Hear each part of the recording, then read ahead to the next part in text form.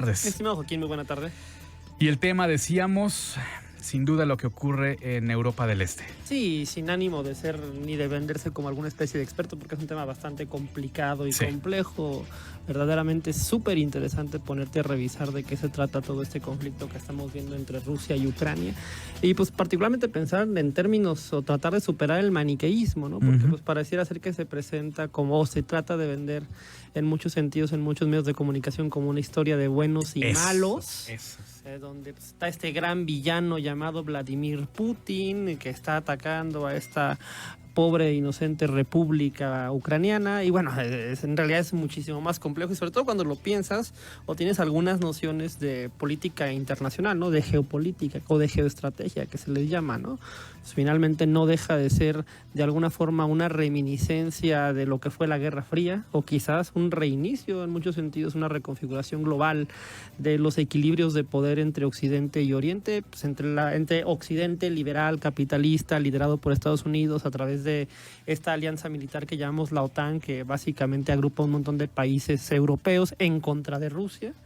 Y por otro lado, pues Rusia, que quieras que no, durante los últimos años pues ha podido de alguna forma reconstruir su poderío militar particularmente, y en ese sentido pues ahorita está en una lógica de alguna forma de tratar de reconstruir esto que en teoría política le llaman una esfera de influencia, que es básicamente delimitar hasta dónde llega el poder de la OTAN y hasta dónde llega el poder o la hegemonía o el dominio de Rusia, ¿no? Lo cual luego también es contraintuitivo, porque pues obviamente entramos en estas discusiones muy idealistas, pero que también el idealismo a lo mejor en esta materia es un poco equivocado para el análisis respecto de la soberanía de los países, en qué momento se ve afectada o no, y finalmente cuáles son los criterios con base en los cuales podemos juzgar y hacer calificaciones morales respecto de este fenómeno, lo cual es muy complicado, ¿no?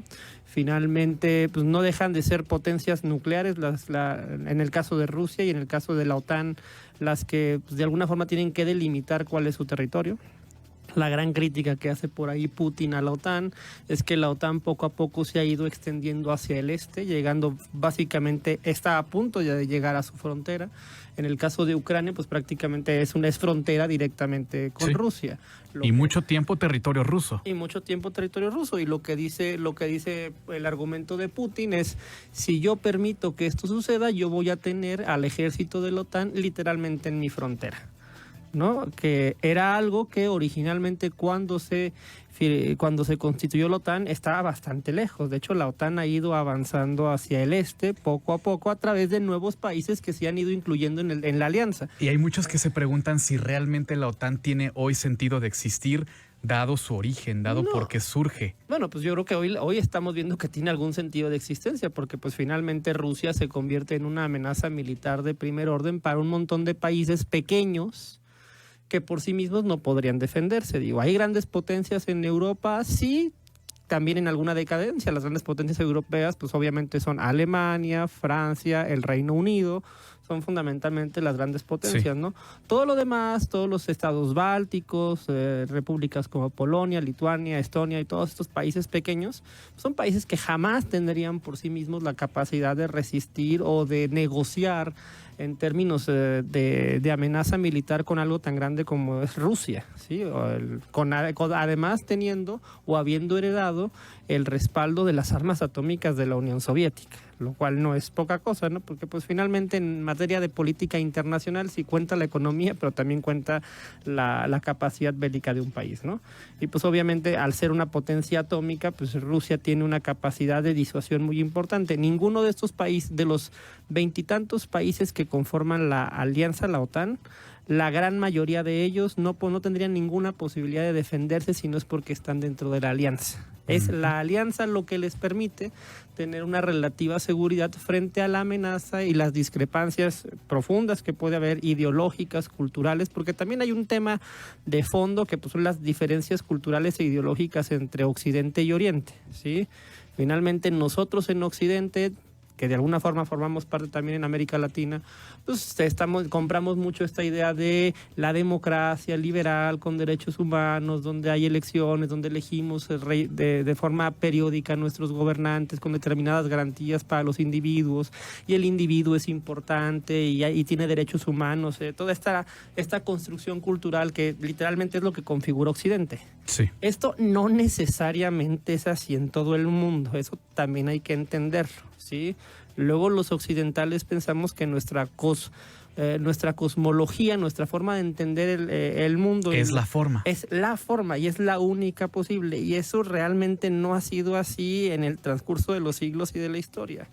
Y si tú ves, ya no hablemos de China, que es el otro caso, pero Rusia, pues China también con su tradición de haberse sido el epicentro de la Unión Soviética, del comunismo, con un régimen autoritario, que realmente lo que le importa en un régimen autoritario, y en muchos sentidos la población lo tolera o lo soporta, en muchos sentidos, pues es la eficacia del poder del gobierno, la verticalidad, un orden, una estabilidad, más allá de la discusión de si hay o no hay democracia, o de si esta persona respeta algunos derechos o garantías. Lo que importa pues es finalmente la madre patria Rusia, ¿no? El fin justifica los medios. De alguna forma es el fin justifica los medios, porque se entiende una visión más colectivista y menos individualista, y estas nociones obviamente chocan en el fondo, y además si en el trasfondo además hay una discusión de tensión militar respecto de la amenaza que un bloque como es la OTAN puede significar a una potencia atómica como es Rusia, pues naturalmente va a haber unas desconfianzas monumentales que ahí configuran dilemas del prisionero, ¿no? Si esto escala, ¿qué papel juega China? Porque hoy parece más cerca de Rusia, pero quizá le convenga más ser un espectador. Digo, pues sin tener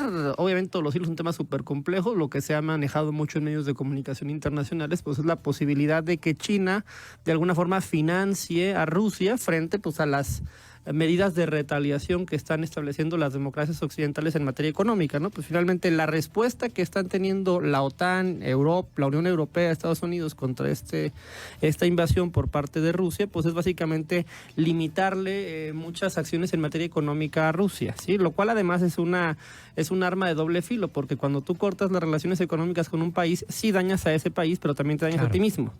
Sí, eso es problemático. Pero es prácticamente lo único que pueden hacer, porque la otra opción pues, es la militar. Y dime tú si nos queremos ver, si Occidente quiere verse involucrado en un conflicto militar de escala global entre toda la OTAN contra Rusia, con una potencia atómica, me explico, obviamente es una receta para el desastre, es el abismo. Aquí pues el tema con China es hasta qué punto China podrá financiar o no la aventura militar de Putin, ¿sí? Y de alguna forma generar una alianza geoestratégica entre China y el Kremlin para poder hacer un contrapeso a la Unión Europea y a Estados Unidos, ¿no? Y además también el antecedente es importante porque China también tiene una reivindicación muy interesante en relación a Taiwán. Uh-huh. Sí, que son temas bien interesantes.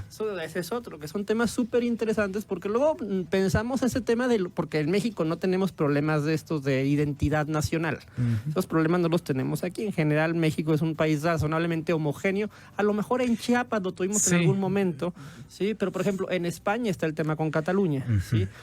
O sea, sí hay, pero no a ese nivel. No a ese nivel. Sí, pero esos problemas son problemas reales. Cuando un país, cuando un orden político, cuando un Estado no está verdaderamente respaldado por una identidad nacional firme, sólida, con raíces históricas, culturales, con un idioma y hasta una religión. Que eso es parte de lo que pasa en Ucrania. Es parte de lo que pasa en Ucrania. De hecho, la definición misma de Estado, la clásica que dábamos en las clases en la universidad, es un Estado se conforma por una población que tiene una historia, que habita un territorio, que se organiza en un gobierno. Uh-huh. Cuando alguno de estos elementos tiene algún problema, el Estado tiene un problema, ¿sí? En España, por ejemplo, lo tienen muy vigente por el tema de Cataluña. Cataluña dice, nosotros no nos sentimos españoles, no nos sentimos parte de esa identidad, ¿sí? Por lo tanto, nos queremos separar del resto de España. ¿sí? En el caso de Ucrania había un problema parecido con una parte importante del país, ¿sí? O sea, nosotros nos sentimos más rusos, no ucranianos. Nosotros queremos vincularnos más con Rusia, no con la Unión Europea, ¿sí? Y hay otra parte del país que quisiera, o que se vería de alguna forma más identificada con los valores occidentales y trata de empujar para que Ucrania entre en la OTAN, ¿sí? Y en la Unión Europea. Entonces reacciona Putin: yo no puedo permitir que la OTAN tenga su ejército a la puerta de mi frontera. Porque además, si tú revisas, y esto es históricamente conocido, pues todo eso son básicamente planicies, lo cual permite obviamente que los carros de combate puedan avanzar con una velocidad impresionante. Es decir, no hay una frontera geográfica como tradicionalmente hay entre muchos países, que es lo que realmente delimita la fuerza de los ejércitos, ¿no? Si tú tienes montañas o ríos o mares o océanos, las fronteras geográficas te sirven de barrera natural contra cualquier agresión. No es el caso. No es el caso. Cuando no tienes esto, pues tú vives eternamente en la paranoia de que pueda llegarte en algún momento de la historia una agresión, que de hecho Rusia ya la sufrió. Eso fue la Operación Barbarroja en 1941 por parte de la Alemania nazi contra la Unión Soviética. Que chocó con frío, bueno, digamos. Sí, pero chocó con frío, pero primero llegaron hasta Leningrado, hasta Stalingrado. O sea, el avance de la Alemania nazi fue brutal. De hecho, el mismo Napoleón también. Finalmente fueron derrotados por el invierno y lo que tú quieras, pero el avance fue brutal. ¿Por qué fue brutal? Porque no hay barreras naturales ahí. Entonces, ¿cuál es el planteamiento geoestratégico de Putin? Yo no puedo tener, ¿sí?, a la OTAN a las puertas de mi casa.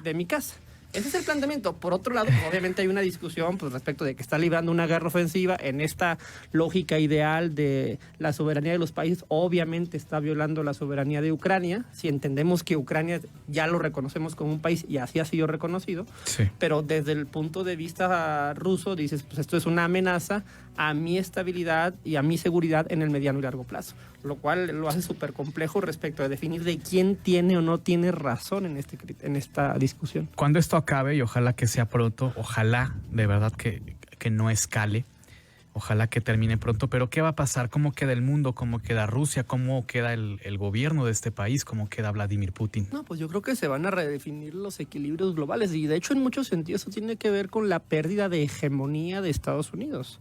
O sea, quieras que no, pareciera ser que estamos viendo que Estados Unidos está menguando como el actor hegemónico global, como el único actor político de peso, poder incontestable. Esto mucho tiene que ver, o podría interpretarse en atención a lo que pasó en Afganistán. Cuando sales de Afganistán, ¿cuál es el mensaje que mandan los americanos? Debilidad, ¿sí? Y aparte tiene mucho sentido, porque también ponte en la lógica de los gobiernos democráticos. ¿Sí? ¿Por qué Estados Unidos, la gente en Nueva York o las madres en Texas van a mandar a sus hijos a morir al otro lado del mundo para garantizar la seguridad de los afganos o de los europeos? ¿Sí? ¿Y por qué lo van a financiar además las personas que pagan impuestos en Estados Unidos? ¿Me explico? Sí. O sea, y eso además te genera tensiones políticas a lo interno de las democracias. No es lo mismo mantener movilizado a un país a través de un sistema autocrático como lo hace Putin en una democracia. En una democracia pues tienes pesos y contrapesos, tienes partidos, tienes opositores que constantemente te están criticando tu política exterior. Es decir, lo que está pasando ahorita es que además de que es muy complicado para una democracia mantener una política exterior tan expansiva como la ha tenido los Estados Unidos, además de eso, pues por razones económicas e históricas, pues ya se ha empezado a replegar Estados Unidos y en muchos sentidos pues ya no quieren ser el policía del mundo, ya no quieren financiar ese tipo de operaciones. Pero el problema es que cuando no hay un actor hegemónico, lo que hay son muchos polos, todos tratando de competir por volverse los hegemones. Y eso pues va a generar tensiones. Sí, de hecho, en muchos sentidos, la paz que hemos relativamente vivido los últimos 30 o 40 años tenía que ver con que había un solo actor preponderante a nivel global. Si ese actor empieza a menguar y empiezan a haber espacio para que otras potencias puedan competir por esa hegemonía, lo obvio es que va a empezar a haber tensiones. Los huecos siempre se llenan. Los huecos siempre se llenan. Hay mucha gente que luego se criticaba criticaba muy cotidianamente el imperialismo norteamericano. Bueno, es que no conocen las alternativas. Sí, y las alternativas luego no son muy necesariamente muy pontificantes, ¿no? O sea, son complicadas. Un tema súper interesante y pues habrá que darle seguimiento, ¿no? Sí, seguramente seguiremos platicando en el futuro de esto, Alan. Gracias. Estimado Joaquín, buena tarde. Alan Capetillo es comentarista en Buenas Tardes Aguascalientes, 1:43.